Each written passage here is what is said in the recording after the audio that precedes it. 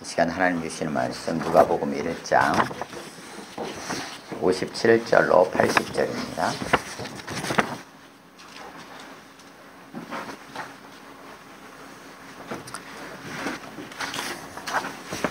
지난주에는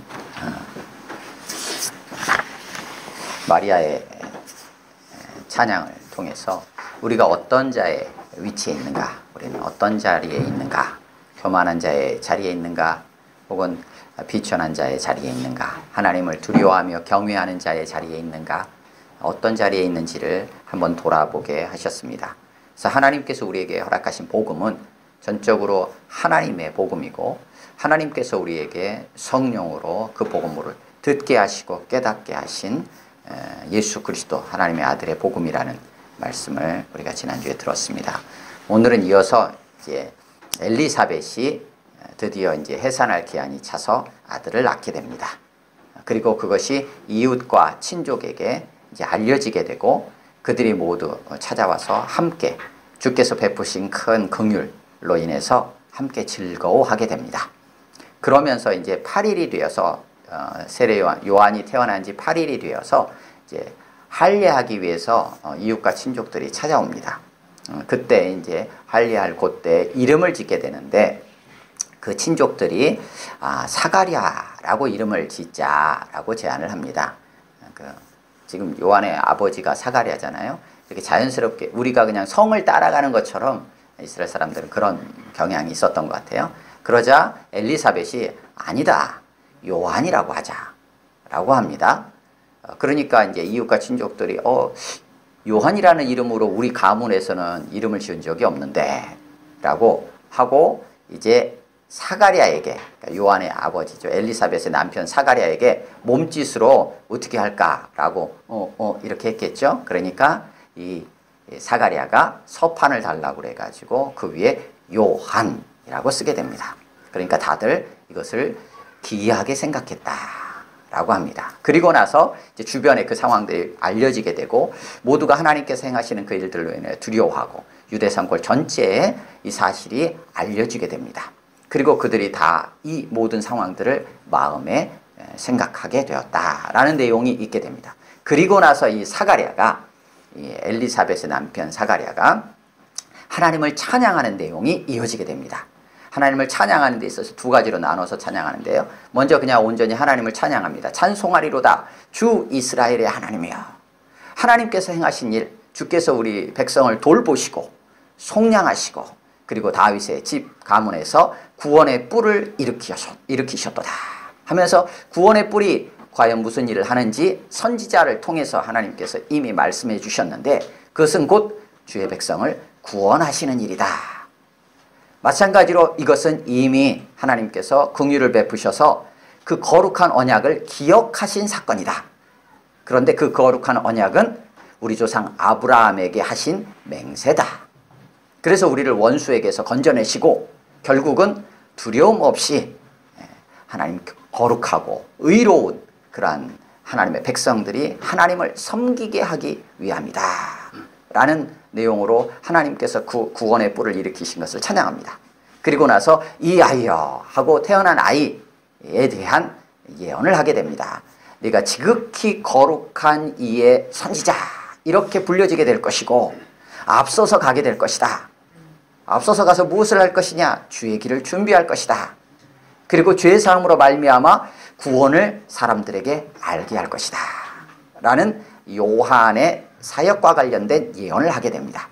그리고 이 모든 것이 주님의 긍휼하심 때문이다 라고 선포한 이후에 구원의 뿌리신 예수 그리스도 메시아의 사역과 관련해서 예언을 한마디 덧붙이면서 찬양을 마무리하게 됩니다. 그래서 이제는 구원의 뿌리라고 앞에서 밝혔던 것을 이번에는 돋는 해가 위로부터 우리에게 임하였다. 그래서 우리 가운데 참된 구원의 역사를 이루셔서 어둠과 죽음의 그늘에 앉은 자들에게 그 빛을 비추시고, 그리고 우리를 평강의 길로 인도하실 것이다 라고 예언하며 찬양하는 내용이 나옵니다.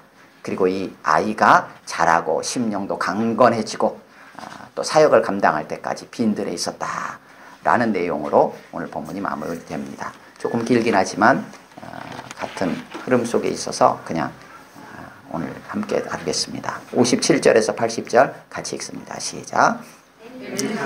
해산할 기한이 차서 아들을 낳으니 이웃과 친족이 주께서 그를 크게 긍휼히 여기심을 듣고 함께 즐거워하더라.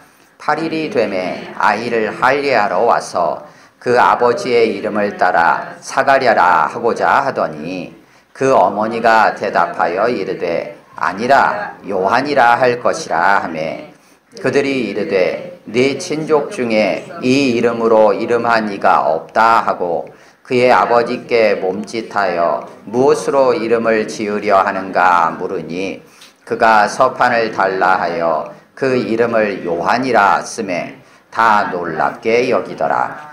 이에 그 입이 곧 열리고 혀가 풀리며 말을 하여 하나님을 찬송하니 그 근처에 사는 자가 다 두려워하고 이 모든 말이 온 유대 산골에 두루 퍼지매 듣는 사람이 다 이 말을 마음에 두며 이르되 이 아이가 장차 어찌 될까 하니 이는 주의 손이 그와 함께 하심이로라. 그 부친 사가랴가 성령의 충만함을 받아 예언하여 이르되 찬송하리로다 주 이스라엘의 하나님이여 그 백성을 돌보사 속량하시며 우리를 위하여 구원의 뿔을 그 종 다윗의 집에 일으키셨으니 이것은 주께서 예로부터 거룩한 선지자의 입으로 말씀하신 바와 같이 우리 원수에게서와 우리를 미워하는 모든 자의 손에서 구원하시는 일이라. 우리 조상을 긍휼히 여기시며 그 거룩한 언약을 기억하셨으니 곧 우리 조상 아브라함에게 하신 맹세라. 우리가 원수의 손에서 건지심을 받고 종신토록 주의 앞에서 성결과 의로 두려움이 없이 섬기게 하리라 하셨도다. 이 아이여 네가 지극히 높으신 이의 선지자라 일컬음을 받고 주 앞에 앞서가서 그 길을 준비하여 주의 백성에게 그 죄사함으로 말미암는 구원을 알게 하리니 이는 우리 하나님의 긍휼로 인함이라. 이로써 돋는 해가 위로부터 우리에게 임하여 어둠과 죽음의 그늘에 앉은 자에게 비추고 우리 발을 평강의 길로 인도하시리로다 하니라. 아이가 자라며 심령이 강하여지며 이스라엘에게 나타나는 날까지 빈들에 있으니라. 아멘. 한 3, 4분 정도 각자 묵상하겠습니다.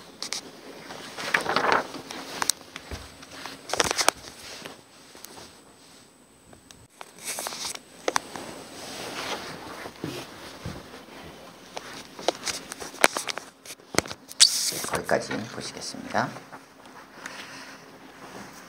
오늘 본문은 지금 1장 5절부터 시작되었던 구체적으로 우리 가운데 이루어진 일이 무엇이냐, 그 일들을 시작하면서 처음으로 등장했던 내용들, 1장 5절부터 시작되었던 내용이 어느 정도 일단락되는 부분입니다.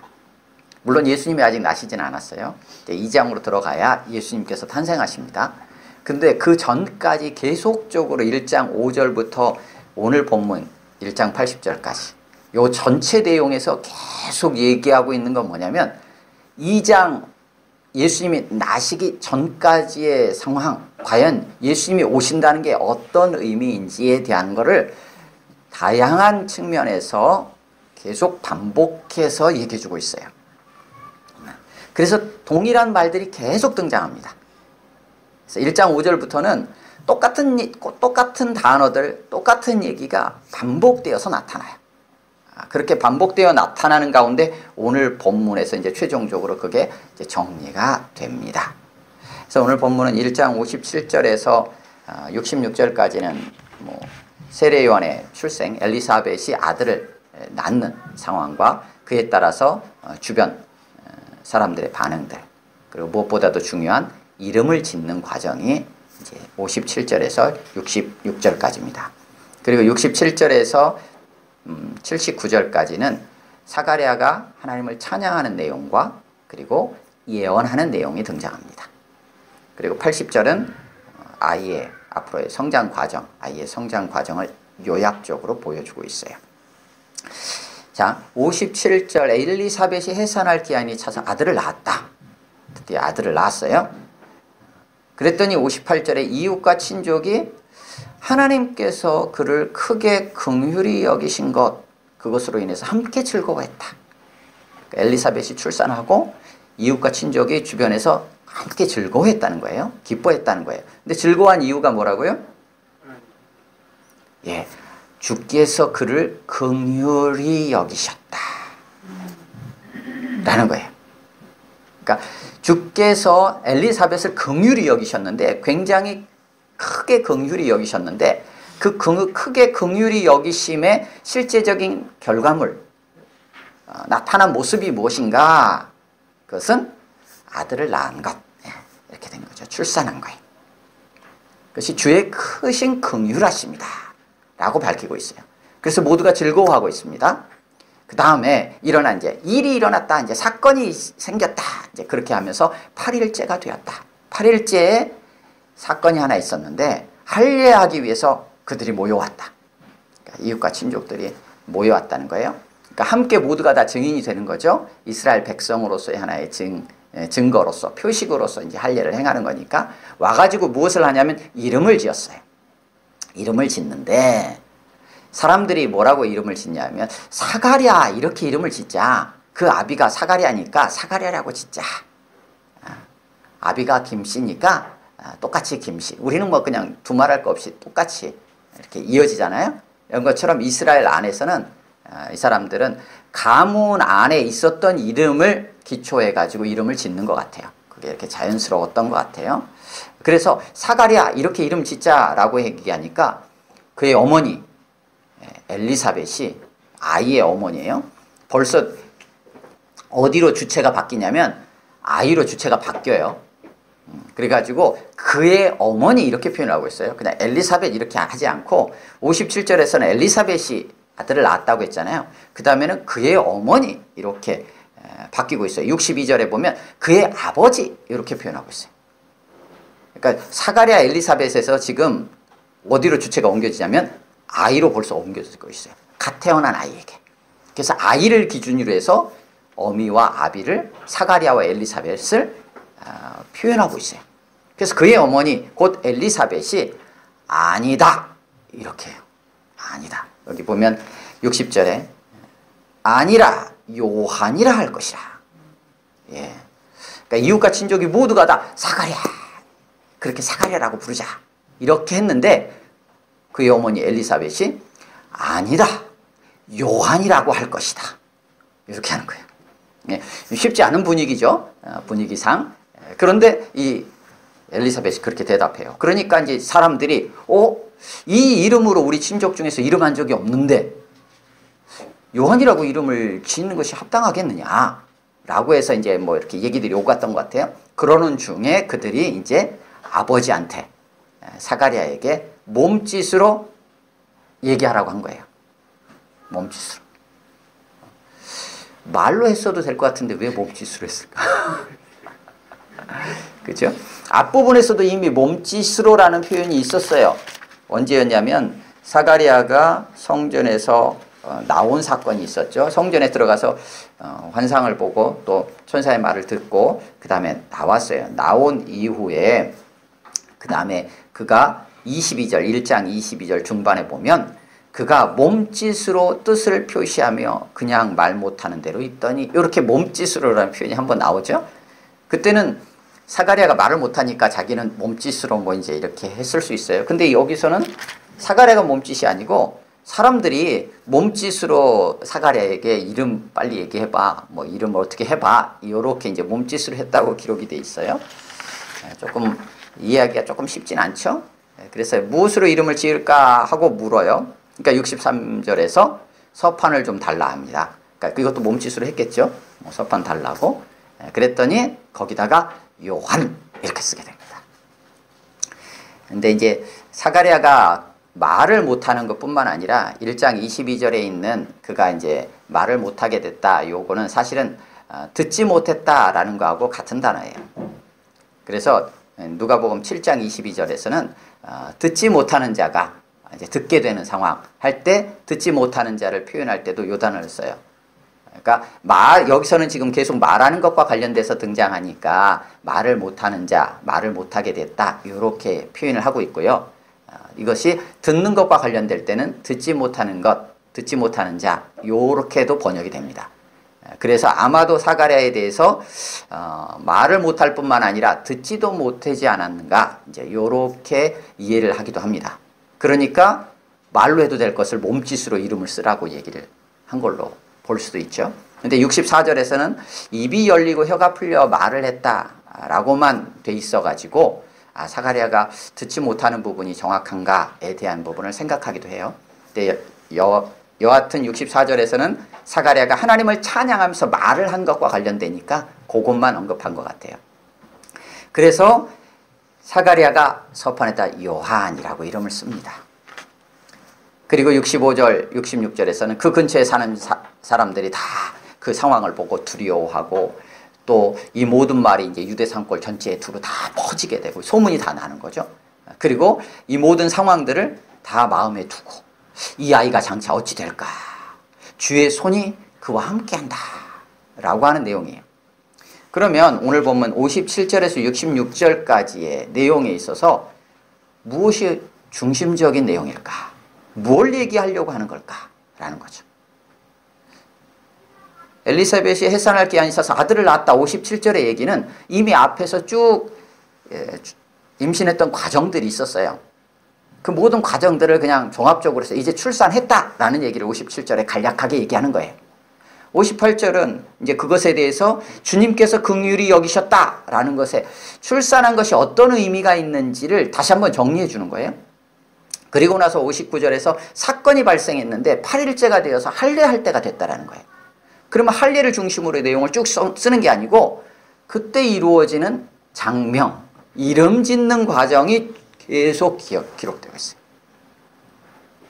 그래서 사실상 57절에서 66절까지에서 중심적으로 얘기하려고 하는 건 뭐냐면 요한의 이름을 짓는 과정처럼 보여요.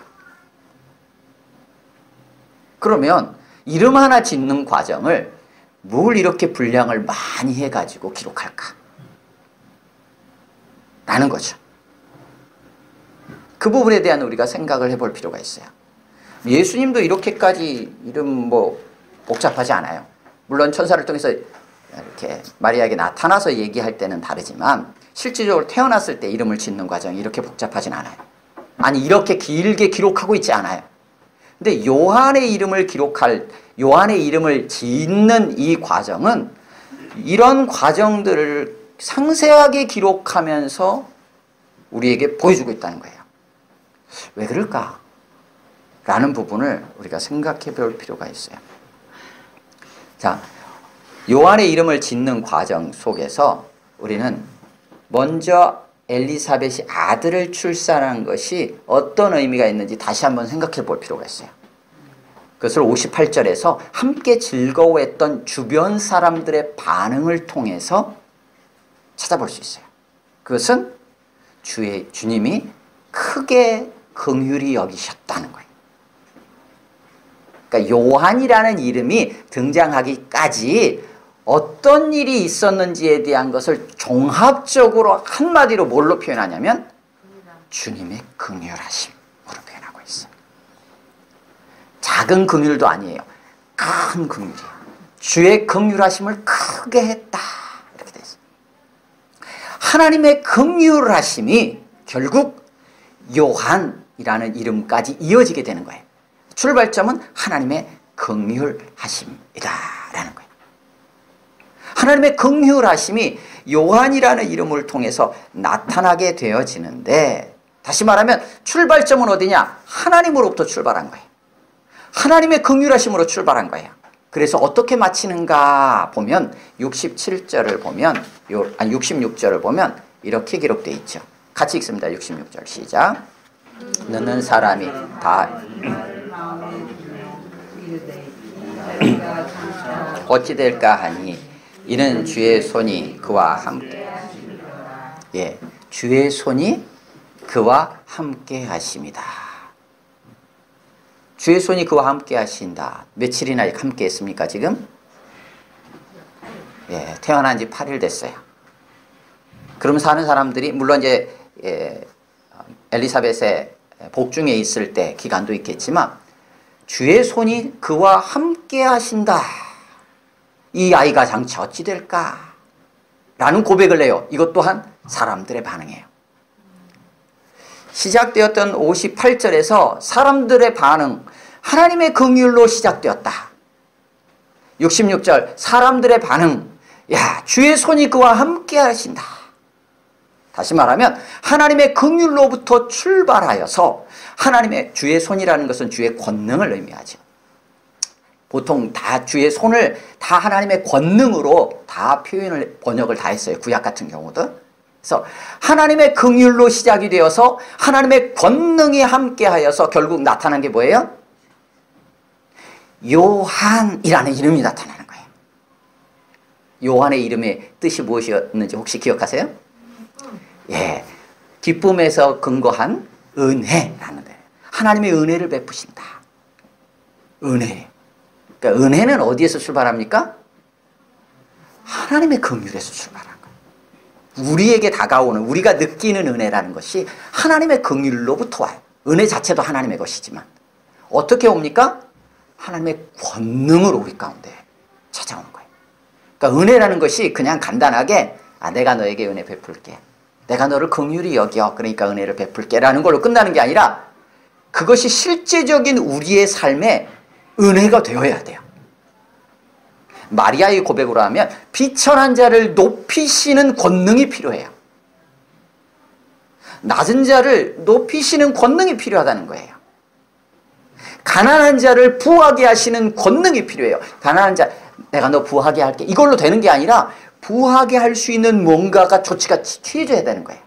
거기에는 능력이 있어야 돼요. 부를 갖다 주든지 부를 취할 수 있도록, 부를 가질 수 있도록 뭔가를 조치가 취해져야 되는 거예요. 우리 가운데 비천한 자가 높아지기 위해서는 반드시 그 과정이 있어야 돼요. 그 과정을 하나님께서 행하시는데 어떻게 행하시냐? 하나님의 권능으로, 주님의 손으로 행하신다는 거예요. 하나님의 긍휼이 우리 가운데 은혜로 다가오기 위해 하나님의 권능의 손을 사용하셔서 우리 가운데 역사하심으로 말미암아 우리에게 실제적인 은혜가 된다는 거예요. 그것을 이 이름을 짓는 과정을 통해서 드러내는 거예요. 어떻게 해요? 훨씬 더 우리 가운데 실감나게. 사람들이 막 사가랴라 이름 짓자. 그랬더니 엘리사벳이 갑자기 등장. 아니다, 요한이라고 할 것이다. 웅성웅성웅성웅성 뭐라고 질까? 몸짓으로. 사가랴가 가져오니까 거기다 요한. 이 사실 제가 이게 묘사가 서투르고 제가 그런 부분들에 익숙치 않아서 그렇지 실제 상황이면 굉장한 이 분위기가 있는 거예요. 이게 어떤 드라마의 한 장면처럼. 그러면 요한 쓰는 순간 말로 요한이라고 하는 것보다 이미 엘리사벳이 아니다 라고 요한이라 선포할 것이다. 이렇게 했던 것을 이 사가랴가 요한이라고 쓰는 거예요. 다시 말하면 하나님의 긍휼로 시작되어서 하나님의 권능으로 우리 가운데 다가온 그 은혜의 때가 시작되었다라고 선포하는 시간이에요. 요한이라는 이름을 짓는 장면을 이리 길게 기술하고 이 과정을 상세하게 기록하는 이유는 보라 지금은 은혜 받을 만한 때요. 보라 지금은 구원의 날이로다. 고린도후서 6장 2절에서 우리 가운데 선포되어지는 하나님의 말씀처럼 그것이 요한의 이름을 짓는 과정을 통해서 우리 가운데 지금 선포되고 있는 거예요. 그것이 사가랴가 서판에 기록하는 요한이라는 은혜예요. 이 은혜는 하나님으로부터 하나님에 의해 우리에게 찾아오고 있다는 거예요. 그리고 나서 이 사가랴가 이제 말문이 트였잖아요. 그 은혜가 제일 먼저 서판에 요한이라고 기록하면서 그 은혜를 실제적으로 경험한 자가 누구냐? 사가랴예요. 지금 이 상황에서 입이 풀리고 입이 열리고 혀가 풀려 말을 하여 제일 먼저 그 은혜를 실제적으로 경험한 거예요. 말을 못하던 자가 말을 하게 되는 거예요. 비천한 자가 높아지게 되고 가난했던 자가 부하게 되는 역사를 이 사가랴의 입이 열리는 걸 통해서, 물론 입이 닫히게 됐던 것은 사가랴의 불신앙에 기초했던 거였지만 그것을 하나님은 그에게 새로운 은혜를 경험하는 하나의 통로로 선용하고 계세요. 그래서 사가랴의 입이 열리면서 제일 먼저 한 게 무엇입니까? 하나님 찬송. 예, 말을 하여 하나님을 찬송하니. 은혜를 처음 경험한 자가, 은혜를 막 경험한 자가 당연하게 그 은혜를 실제적으로 삶의 현장에서 경험하고 나서 터져 나오게 될 고백은 하나님을 찬송하게 되는 일이에요. 그것을 57절에서 66절까지 우리에게 보여주는 거예요. 그리고 나서 그 부친 사가랴가 어떻게 돼요? 성령의 충만함을 받아 예언해요. 앞에서 이미 엘리사벳도 그런 경험을 했잖아요. 복중에 아이가 막 뛰니까 엘리사벳이 성령의 충만함을 받아, 이야, 믿은 여자에게 복이 있다 하면서 찬양하잖아요. 사가랴도 마찬가지예요. 성령의 충만함을 받아 예언합니다. 그래서 68절부터 79절까지 두 부분으로 나눠서 하나님을 찬양하는 내용과 또 하나는 예언하는 내용으로 구분해서 사가랴가 성령 충만함으로 예언해. 사가랴 안에서 나온 게 아니라는 얘기예요. 성령 충만함이라는 것은 하나님께서 위로부터 부어져서 지금 사가랴가 찬양하며 예언하고 있다는 내용이에요. 다시 말하면 이것이 곧 하나님의 마음이에요. 이것이 우리에게 기대되어지는 바 성령을 따라 행하는 자의 모습이에요. 그래서 사가랴가 제일 첫 마디로 찬송하리로다. 주 이스라엘의 하나님이야 라고 하나님을 찬양합니다. 그런데 왜 하나님을 찬양해야 되는가? 그 이유를 조금 더 설명합니다. 그 내용이 68절, 69절입니다. 같이 읽습니다. 시작. 찬송하리로다 주 이스라엘의 하나님이여 그 백성을 돌보사 속량하시며 우리를 위하여 구원의 뿔을 그 종 다윗의 집에 일으키셨으니. 하나님을, 거기까지 하나님을 찬양하는데, 하나님을 찬송하는데 왜 그러느냐? 하나님께서 그 백성을 돌보셨다는 거예요. 하나님께서 그 백성을 돌보셨다는 거예요. 이제 풀어가는 거예요. 이제 풀어가기 시작하는 거예요. 그러면 요한이 태어났는데 은혜라고 이제 선포를 했는데, 은혜라고 선포했는데 진짜 은혜가 뭐냐? 라는 것을 하나님이 부어주시고 하나님이 알려주시는 것에 기초해서 찬양으로 예언으로 사가랴가 지금 표현하고 있는 거예요. 은혜가 무엇인지. 근데 그 은혜가 무엇이냐? 하나님께서 그 백성을 돌보셨다는 거예요. 돌보셨다는 거예요. 그 돌보심이 어떻게 나타났느냐? 속량하심으로 나타났다는 거예요. 우리 가운데 죄 지은 게 있는데 그 죄값을 대신 치러주시는 행위를 하셨다는 거예요. 죄값을 대신 치러주셔서 우리의 죄의 문제를 해결해 주셨다는 거예요. 속량하셨다는 거예요. 그 일들을 위해서 무엇을 하셨느냐? 다윗의 집 가운데서 구원의 뿔을 일으키셨다는 거예요. 구원의 뿔, 뿔하면 권능이죠. 구원의 뿔, 곧 구원의 권능자, 구원자를 일으켜 세우셨다는 거예요. 메시아라고 표현하기도 해요. 구원자, 나시게 될 예수 그리스도예요. 구원의 뿔을 일으키셨다라고 노래하는 거예요. 왜 은혜가 됐냐? 왜 은혜의 때를 내가 지금 선포하느냐? 그것은 곧 내가 너희를 돌보았기 때문인데, 돌봄으로 인해서 어떤 일이 일어나느냐? 우리의 죄의 문제들이 해결된다. 우리의 죄의 문제가 해결된다는 것은 무엇이냐? 우리 가운데 구원자가 오심으로 인해서 이루어지게 되는 구원이다 라는 얘기를 지금 하고 있는 거예요. 그러기에 하나님을 찬양합니다. 노래하는 겁니다. 그래서 구원의 뿔, 그 종 다윗의 집에 일으키셨다. 그 구원의 뿔을 뒤에서는 다시 뭐라고 표현하냐면 돋는 해 이렇게 표현합니다. 78절입니다.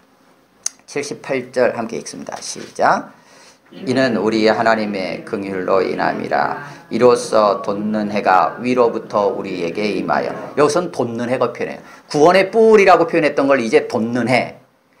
해돋이 이렇게 생각했는데요. 돋는 해가 어디서부터요? 위로부터. 위로부터.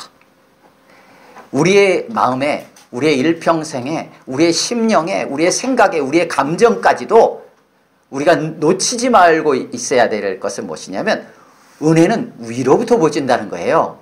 긍휼하심은 위로부터 부어진다는 거예요. 내 안에서 나오는 게 아니고 하나님으로부터 나온다는 거예요. 그래서 돕는 해도 위로부터 우리에게 임하였다 이렇게 됐어요. 앞부분에 68절에 그 백성을 돌보신다라는 단어와 78절에 있는 돕는 해가 위로부터 우리에게 임한다라는 단어는 같은 단어예요. 돌보심이라는 표현은 이 단어의 목적과 같아요.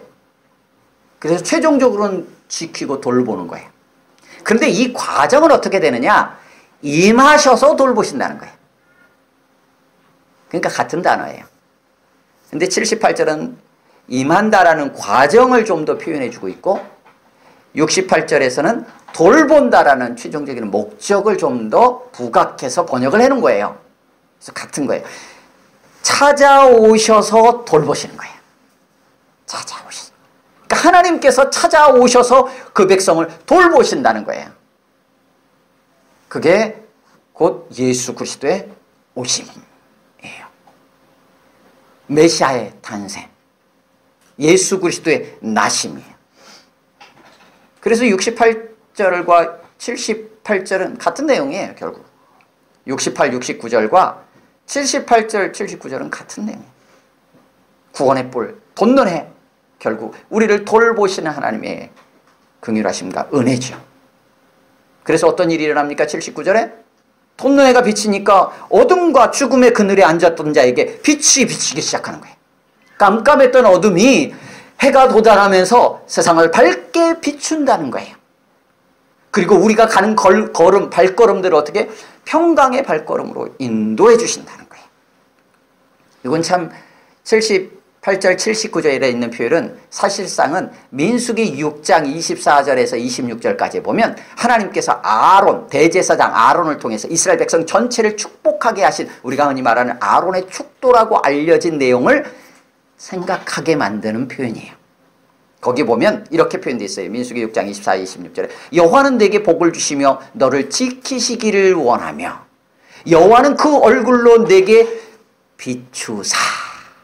그 얼굴이 곧 우리에겐 돕는 해와 같고 그 얼굴이 하나님의 영광인데 그 얼굴로 우리에게 비추사 은혜 베푸시기를 원하며 그 얼굴을 내게로 향하여 드사 평강 주시기를 원하노라. 이 표현이 78, 79절에는 돕는 해가 위로부터 우리에게 임하여 어둠과 죽음의 그늘에 앉은 자에게 비치고 그들을 평강의 길로 인도하시리로다 라고 표현되어져 있는 것처럼 보여요. 이게 하나님의 구원의 역사입니다. 죽음과 어둠의 그늘에 있었던 자들에게, 말 못하고 징계 가운데 있었던 사가랴에게, 비천한 것처럼 여겨졌던 마리아에게, 하나님을 거역하고 반역했던 자의 모습 속에 있었던 자들에게 하나님께서 빛을 비추시고 그들 가운데 주의 은혜와 평강을 더하셔서 그들을 구원하시는 놀라운 역사가 바로 우리에게 선포되어진 은혜의 때에 일어나는 일이라는 거예요. 우리가 그 때를 살고 있는 것입니다. 그러기에 하나님을 노래하고 찬양하는 거예요. 그 구원에 뿌리신 주님이 오셔서 돕는 해가 우리 가운데 오셔서 찾아오셔서 우리를 돌보시고 속량하시며 우리를 구원하신다라는 내용이에요. 그게 선지자들을 통해서 이미 말씀하셨다. 그 내용이 70절, 71절이에요. 주님께서 이미 선지자의 입으로 말씀하신 거하고 똑같이 그거에 따라서 지금 구원의 뿔이 오시는 거예요. 그래서 하시는 일은 뭐냐? 71절 원수에게서와 우리를 미워하는 모든 자의 손에서 우리를 구원하시는 일이다. 결국 하나님의 은혜는 우리에게 구원으로 찾아오는 거예요. 구원을. 이것은 이때 갑자기 하나님께서 이때 갑자기 생각하셔가지고 아 그래 이제 좀 구원해야 되겠다. 이젠 좀 이들을 좀 속량해야 되겠다. 돌봐야 되겠다. 라고 생각해서 하신 게 아니라 이것은 이미 우리 조상 아브라함에게 맹세하신 것이다. 그래서 그 맹세가 무엇이냐? 하나님께서 세우신 거룩한 언약이다. 그것을 어떻게 하느냐? 하나님께서 기억하시는 거다. 그게 바로 하나님의 긍휼이다. 그 내용이 72절, 73절에 기록되어 있는 거예요. 하나님께서 우리를 긍휼히 여기셔서 그 거룩한 언약을 기억하신다는 거예요. 그 거룩한 언약은 곧 지금 갑자기 생긴 게 아니라 우리 조상 아브라함에게 하신 맹세였다는 거예요. 그것에 기초해서 구원의 뿔이 일어나고 그 구원의 뿔이신 예수 그리스도가 우리 가운데 찾아오셔서 우리에게 구원을 베푸셨다는 거예요. 그렇게 구원받은 우리의 삶은 어떤 삶이냐? 하나님을 섬기는 삶이 되어야 마땅할 것이다 라는 내용이 73절, 74절, 75절에 기록되어 있습니다. 73절에 맹세다. 74절 우리가 원수의 손에서 건지심을 받고 75절 종신토록 우리의 사는 날 동안에 주의 앞에서 성결과 의로 두려움이 없이 섬기게 하려고 우리를 구원하시겠다 하셨던 그 맹세를 기억하셔서 하나님이 긍휼을 베푸셨다. 그래서 우리 가운데 찾아온 분이 바로 예수 그리스도시다. 할렐루야 하면서 찬양하고 있는 내용이에요. 여기 기록된 72절 73절이 뭡니까? 우리 조상을 긍휼히 여기셨다. 하나님의 인자예요. 인자. 하나님의 긍휼히 여기신 거예요. 하나님의 긍휼히 여기심이 동기가 되는 거예요. 하나님의 우리를 향한 하나님의 인자가 동기예요. 그것이 원동력이에요. 하나님께서 우리에게 구원을 베푸시는 출발점이에요. 나의 의의가 아니라, 내가 착한 게 아니라, 내가 선한 게 아니라, 내가 남들보다 뛰어나다는 게 하나님께서 나에게 어떤 은혜를 베푸시고 나를 구원하시는 어떤 출발점, 동기가 되는 게 아니라 하나님의 긍휼하심이, 나를 향한 하나님의 긍휼하심이 동기예요. 출발점이에요. 그 얘기를 지금 하고 있는 거예요. 72절. 우리 조상을 긍휼히 여기셨다로 시작해요. 뒤에 보면 78절에도 이는 우리 하나님의 긍휼로 일함이라. 이건 예언하는 장면에서도 똑같이 반복됩니다. 78절에 이는 우리 하나님의 긍휼로 인함이라 라는 하나님의 긍휼이 출발점이라는 거예요. 하나님의 긍휼이 출발점이 되어 두 가지 사건을 예언하게 되는데 그 하나가 76절, 7절에 있는 세례 요한이 무슨 일을 할 것인가에 대한 내용이에요. 또 하나는 예수님이 오셔서 무슨 일을 할 것인가 내용이에요. 그게 78절, 79절이에요. 그래서 78절 앞에 있는 우리 하나님의 긍휼로 인함이라 라는 하나님의 긍휼하심이 동기가 되어 나타나는 것은 사실 앞과 뒤 두 개 다 해당이 돼요. 근데 이제 우리 번역으로는 앞에 세례 요한에게만 연결된 것처럼 우리가 느낄 수 있는데 앞과 뒤 다 돼요. 그러니까 하나님의 긍휼하심이 동기가 되어 세례 요한이 이 땅에 와가지고 주님 오실 길을 준비하고 앞서갈 것이다. 하나님의 긍휼이 동기가 되어 곧 돋는 해가 우리 가운데 찾아와서 우리를 건지시고 평강의 길로 인도하실 것이다 라는 내용이 그 하나님의 긍휼하심이 동기가 되어 71절에 하나님의 언약을 기억하시고 맹세하신 그 언약을 기억하셔서 우리를 건지시고 하나님을 섬기는 참 하나님의 백성 삼으시겠다 라는 내용.